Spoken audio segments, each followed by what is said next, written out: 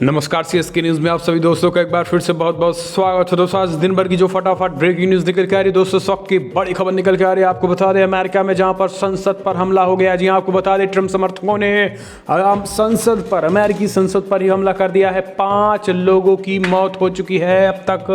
15 दिन की public emergency और हिंसा में 5 की मौत के बीच 52 पात्रियों को गिरफ्तार कर लिया गया। बड़ी खबर निकल के आ रही है। बाइडेन ने कहा ट्रम्प करवा रहे हैं देशद्रोह और राजद्रोह की श्रेणी में। ये सब बड़ी बातें इसके बारे में आपको बताएंगे। इस बीच दूसरी बड़ी खबर निकल के आ रही है। फिलहाल फ्रांस के राष्ट्रपति के शीर्ष सलाहकार के साथ डोभाल की बैठक, पाकिस्तान की बढ़ेगी मुसीबतियां। तीसरी बड़ी खबर में आपको बता दें फिलहाल सेना को मिली 1 lakh make in India bullet proof jacket. जी समय से पहले हो गई डिलीवरी।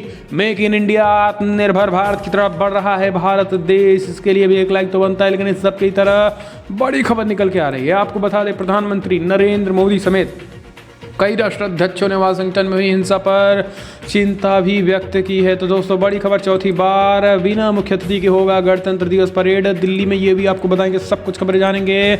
जहां पर किसान आंदोलन के बीच सुप्रीम कोर्ट ने भी कुछ एक बड़ा आदेश किया है। इस बीच प्रधानमंत्री मोदी के साथ साथ किसानों का आज प्रदर्शन भी जारी, वो भी आपको बताएंगे। सब कुछ खबरें दोस्तों जानना है जरूरी, लेकिन उससे पहले एक छोटा सा निवेदन, अगर आपने चैनल को अभी तक सब्सक्राइब नहीं किया तो प्लीज़ सब्सक्राइब की लाल बटन दबाकर चैनल को सब्सक्राइब करें। और अगर आप भी मानते हैं कि प्रधानमंत्री मोदी हैं तो मुमकिन है तो इस वीडियो को लाइक करके अपना समर्थन दर्ज करें। देश की गौरवशाली इंडियन आर्मी के लिए भी जय हिंद लिखना मत भूलेगा। दोस्तों सबसे पहली बड़ी खबर निकल के आ रही है। आपको बता दें फिलहाल वाशिंगटन में 15 दिन की पब्लिक इमरजेंसी हिंसा में 4 लोगों की मौत, अब तक 52 पादरी गिरफ्तार किए गए हैं। अमेरिका में तनाव बढ़ चुका है।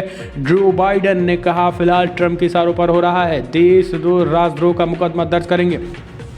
अमेरिका के निवर्तमान राष्ट्रपति डोनाल्ड ट्रंप के हजारों समर्थक अमेरिकी कैपिटल में घुस गए हैं और पुलिस के साथ उनकी झड़प भी हुई है। इस घटनाओं में एक महिला समेत 5 लोगों की मौत हो गई। इस बीच आपको बता दें कि नए राष्ट्रपति के रूप में जो बाइडेन के नाम पर मोहर लगाने की संवैधानिक प्रक्रिया बाधित हुई है। बुधवार को कांग्रेस के सदस्य इलेक्टोरल कॉलेज वोटों की गिनती भी कर रहे थे। इसी दौरान बड़ी संख्या में ट्रंप के समर्थक सुरक्षा व्यवस्था को ध्वस्त करते हुए कैपिटल बिल्डिंग में घुस गए हैं। पुलिस को इन प्रदर्शनकारियों को काबू करने में काफ़ी मशक्कत भी करनी पड़ी है। इन हालातों में प्रतिनिधि सभा और सीनेट तथा पूरे कैपिटल को बंद कर दिया गया है। उपराष्ट्रपति माइक पेंस और सांसदों को सुरक्षित स्थानों पर पहुंचाया गया। तो ये बड़ी खबर निकल के आ रही है। आपको बता दें कि फिलहाल इन सब के इतर अगर बात करें तो राष्ट्रपति डोनाल्ड ट्रंप के इशारे पर बताया जा रहा है कि ये सब कुछ हुआ है। यही कारण है कि बाइडेन ने कहा है कि फिलहाल ये देशद्रोह और राजद्रोह की श्रेणी में आता है। इस तरीके से संसद पर चढ़ना आपको बता दें कि राजद्रोह की कैटेगरी में आता है।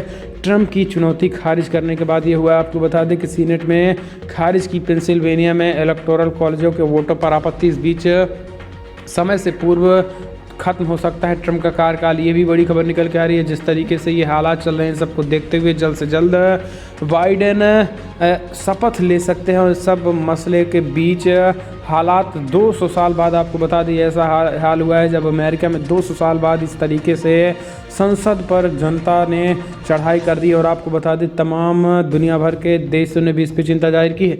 हम चलते हैं अगली अपडेट लेते हैं। फिलहाल बड़ी खबर निकल के आ रही है दोस्तों, फ्रांस के राष्ट्रपति के शीर्ष सलाहकार के साथ डोभाल की बैठक, पाकिस्तान की बढ़ेगी टेंशन।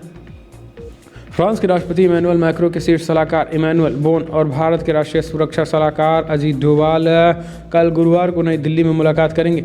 यह बैठक भारत और फ्रांस के वार्षिक रणनीतिक वार्ता के तहत होगी।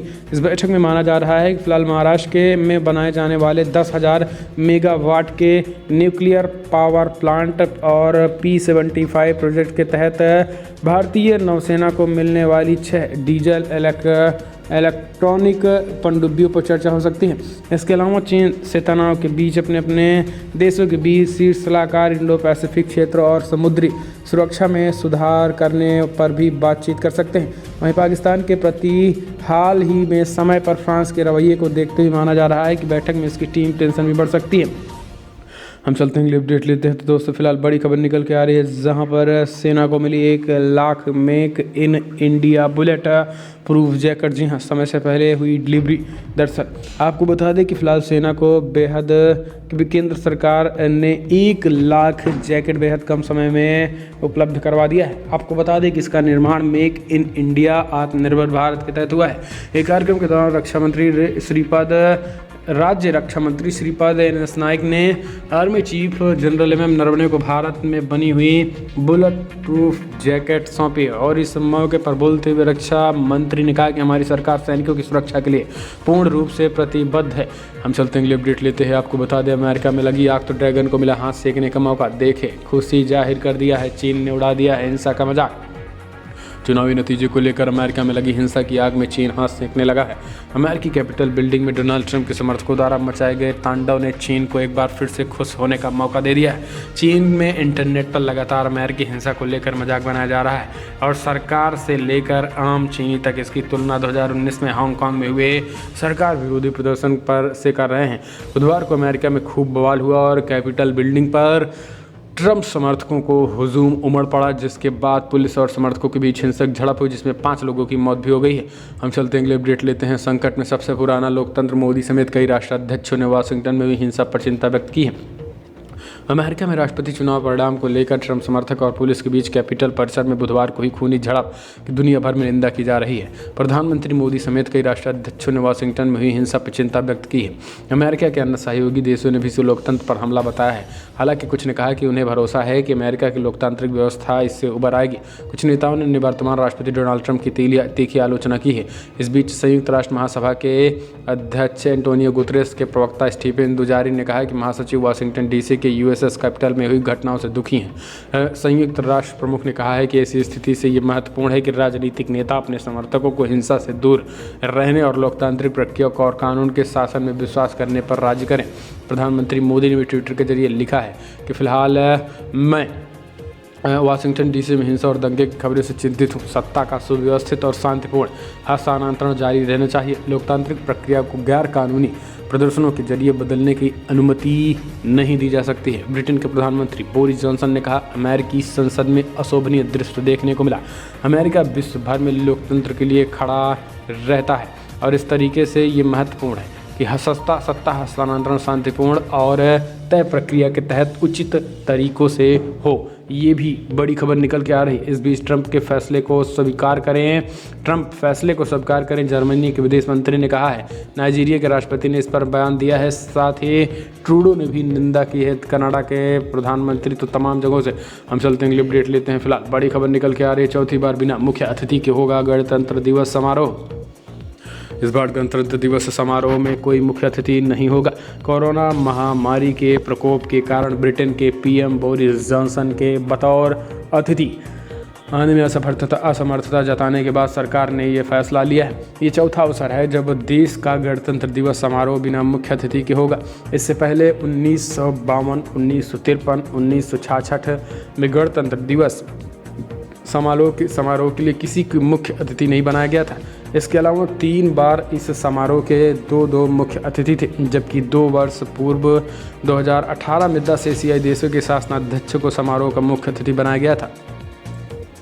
हम चलते हैं, अपडेट। इस बार गणतंत्र दिवस परेड में बाहरियों पर लग सकती है पाबंदी। दिल्ली वालों को ही पास देने पर विचार किया जा रहा। जी हाँ, दरअसल गणतंत्र दिवस की परेड में इस बार बाहरी राज्यों से आने वाले दर्शकों पर रोक लग सकती है।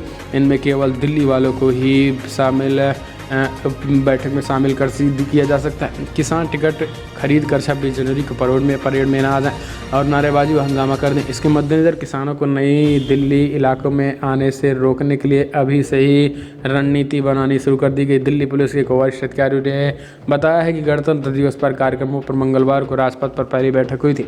इनमें दिल्ली पुलिस, NDFC, PWD व रक्षा मंत्रालय समेत तमाम एजेंसियों के अधिकारी शामिल हैं। दिल्ली पुलिस आयुक्त जसपाल सिंह ने सवाल उठाते हुए बड़ी बात है। चलते हैं, अगले अपडेट लेते हैं। आपको बता दें, फिलहाल गैंगस्टर अबू सलेम और सुप्रीम कोर्ट से झटका।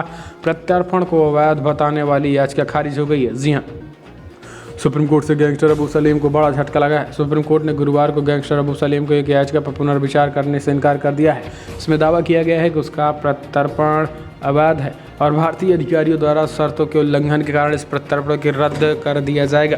देश के मुख्य न्यायाधीश एस बोबड़े की अध्यक्षता वाली खंडपीठ व अबू सलेम की अपनी याचिका के साथ बॉम्बे उच्च न्यायालय का दरवाजा खटखटाने को कहा गया है। सुप्रीम कोर्ट की खंडपीठ ने कहा है कि फिलहाल उच्च न्यायालयों से संपर्क करने की स्वतंत्रता के साथ आर्टिकल 32 के तहत याचिका खारिज करते हैं। याचिका में अबू सलेम के तलोजा जेल से तिहाड़ जेल में स्थानांतरित करने के लिए दिशा निर्देश दिए गए थे। हम चलते हैं, अगली अपडेट लेते हैं। फिलहाल एनआईए की बड़ी कार्रवाई, जम्मू कश्मीर और पंजाब के 6 स्थानों पर चल रही है ताबड़तोड़ छापेमारी। जी हाँ, राष्ट्रीय जांच एजेंसी एनआईए जम्मू कश्मीर और पंजाब में 6 स्थानों पर छापेमारी की।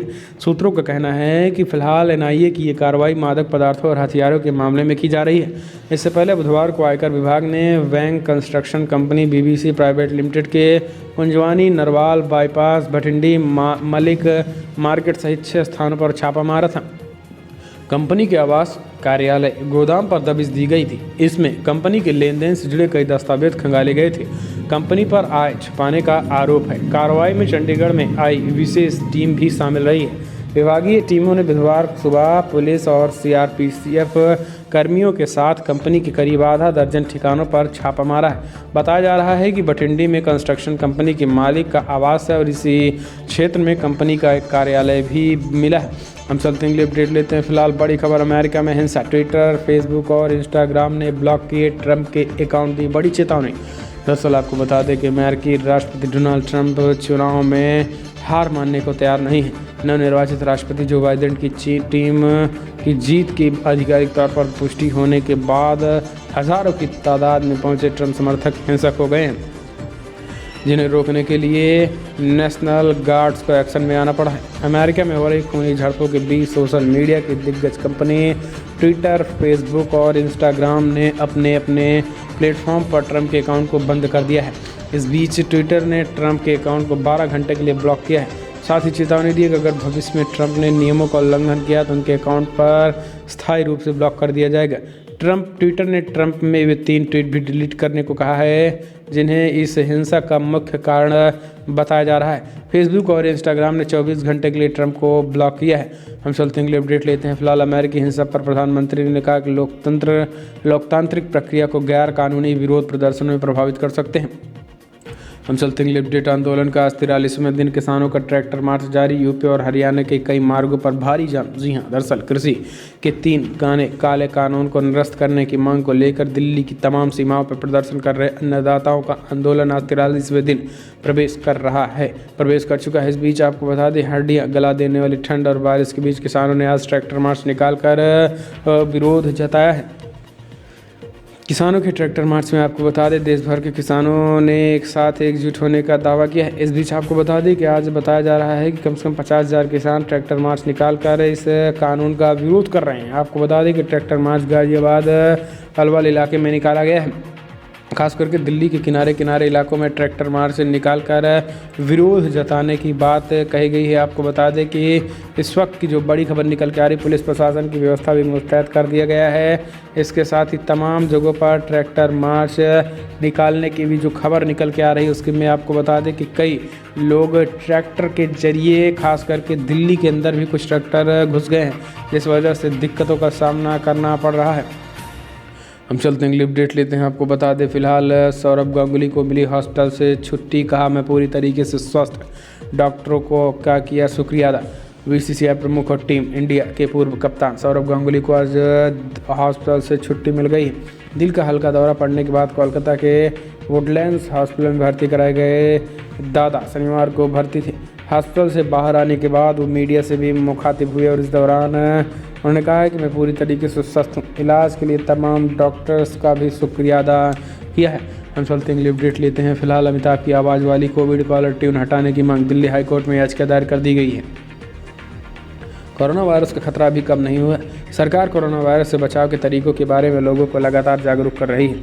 मास्क पहनने और सोशल डिस्टेंसिंग की सलाह भी दी जा रही है। देश में लॉकडाउन हुआ था, तब से हर फ़ोन पर कोरोना वायरस को लेकर लोगों की जागरूक करने की कॉलर ट्यून सुनाई दे रही है। वर्तमान में बॉलीवुड अभिनेता अमिताभ बच्चन की आवाज़ में सुनाई दे रही कोरोना कॉलर ट्यून को हटाने की मांग को लेकर दिल्ली हाईकोर्ट में एक याचिका दायर की गई है। ये बड़ी खबर निकल के आ रही है।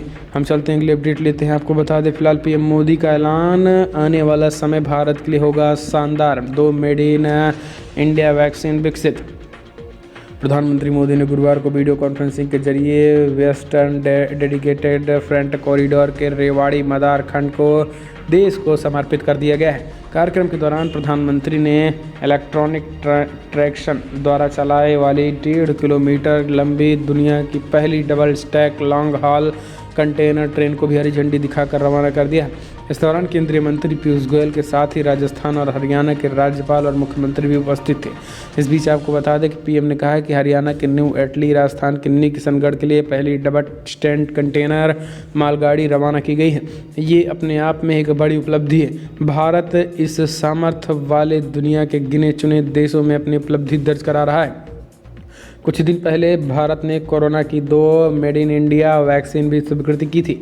भारत की अपनी वैक्सीन ने देशवासियों में नया आत्मविश्वास पैदा किया था। आज हर भारतीय का आह्वान है कि न हम रुकेंगे और ना ही हम थकेंगे। हम सब भारतीय मिलकर और तेज़ी के साथ आगे बढ़ेंगे। जापान को भी धन्यवाद दिया है, खास करके रेलवे, हाईवे, वाटरवे कनेक्टिविटी पूरे देश में पहुँचाई जा रही है और तेज़ी के साथ पहुँच रही है। हम चलते हैं, अपडेट लेते हैं। फिलहाल सरकार किसानों से बातचीत से हल हो विवाद, राम मंदिर निर्माण से देश में काफ़ी उत्साह, आरएसएस का बड़ा ऐलान। गुरुवार गुजरात में पिछले 3 दिनों से जारी राष्ट्रीय स्वयंसेवक संघ की बैठक खत्म हो गई है। इस बैठक के बाद गुरुवार को प्रेस कॉन्फ्रेंस की गई।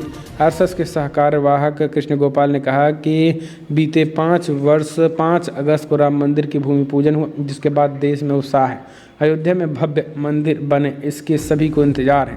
उन्होंने कहा है कि न्यास विश्व हिंदू परिषद अब देश के लोगों के साथ मिलकर मंदिर निर्माण की ओर आगे बढ़ रहे हैं। कृष्ण गोपाल के मुताबिक पहले ये बैठक सितंबर में होनी थी, लेकिन कोरोना के चलते नहीं हो पाई है। बैठक में किसानों के मुद्दे पर बोलते हुए कहा कि हमें किसानों और सरकारों के बीच एक समन्वय करके दोनों को खास करके शांतिपूर्ण तरीके से मसले का हल करना चाहिए। हम चलते हैं, अपडेट लेते हैं दोस्तों। सोनिया और मायावती को भारत रत्न दिलाने पर कांग्रेसियों पर भड़के नीतीश, कहा पहले ही दिलवा देते सरकार थी तो। जी हां, अब कांग्रेस अध्यक्ष सोनिया गांधी व बसपा प्रमुख मायावती को देश को सर्वोच्च नागरिक सम्मान भारत रत्न देने की मांग उठ गई है। इस पर बिहार के मुख्यमंत्री नीतीश कुमार ने बुधवार को चुटकी ले ली है।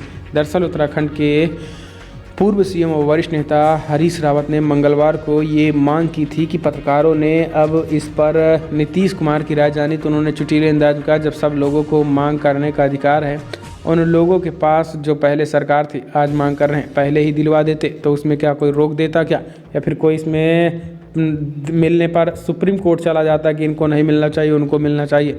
इस तरीके से उन्होंने बड़ी बातें कहकर हमला बोला है कहीं ना कहीं। हम चलते हैं, अगली अपडेट लेते हैं। आपको बता दें दोस्तों, बड़ी खबर निकल के आ रही है, जहां बदायूं के कांड में सीएम योगी आदित्यनाथ का ताबड़तोड़ एक्शन, फिर भी अभी भी गिरफ्त से दूर है आरोपी। पीड़ित के परिजनों से मिली राष्ट्रीय महिला आयोग की सदस्य बोली दोषियों को बख्शा नहीं जाएगा। बदायूं में अधेड़ उम्र की महिला के साथ दर्दनाक सामूहिक दुष्कर्म की घटना में एक बार फिर मानवता को शर्मसार कर दिया। इस मामले में शुरुआती दौर में पुलिस का रवैया भी निंदनीय। वहीं गुरुवार को राष्ट्रीय महिला आयोग की सदस्य चंद्रमुखी देवी बदायूं पहुंची। वहीं एसएसपी के साथ बैठक कर पूरे मामले की जानकारी ली। उसके बाद पीड़ित के परिवार के साथ भी मुलाकात की। मुख्यमंत्री योगी आदित्यनाथ ने इस घटने में सख्त एक्शन लेने का ऐलान कर दिया है। तो दोस्तों फिलहाल बड़ी खबर में इतना, लेकिन अगर आपको वीडियो पसंद आया तो लाइक करें, शेयर करें, कमेंट के माध्यम से आप अपनी राय देना ना भूलें। अब एक और बड़ी खबर आई है दोस्तों, किसान आंदोलन पर सुप्रीम कोर्ट ने चिंता जताई है। कहा है कि कोरोना संक्रमण फैलने की आशंका, कहीं तबलीगी जमात जैसा हाल ना हो जाए दिक्कत। जी हाँ, किसान आंदोलन में कोरोना वायरस के हालात के मद्देनज़र उच्चतम न्यायालय ने गुरुवार को चिंता जताई है। अदालत ने केंद्र से पूछा है कि क्या किसान आंदोलन में कोरोना के नियमों का पालन किया जा रहा है। सुनवाई के दौरान प्रधान न्यायाधीश एस बोबड़े ने कहा है कि फिलहाल सरकार को इसको गंभीरता से लेना चाहिए और सुप्रीम कोर्ट ही नहीं सरकार को भी गाइडलाइंस का पालन करवाना चाहिए इस प्रदर्शन के दौरान भी। तो दोस्तों फिलहाल इस वीडियो में इतना ही। अगर आप भी वीडियो पसंद आए तो लाइक कर शेयर करें, चैनल को सब्सक्राइब करना ना भूलें। इस वीडियो में इतना ही। जय हिंद, वंदे मातरम।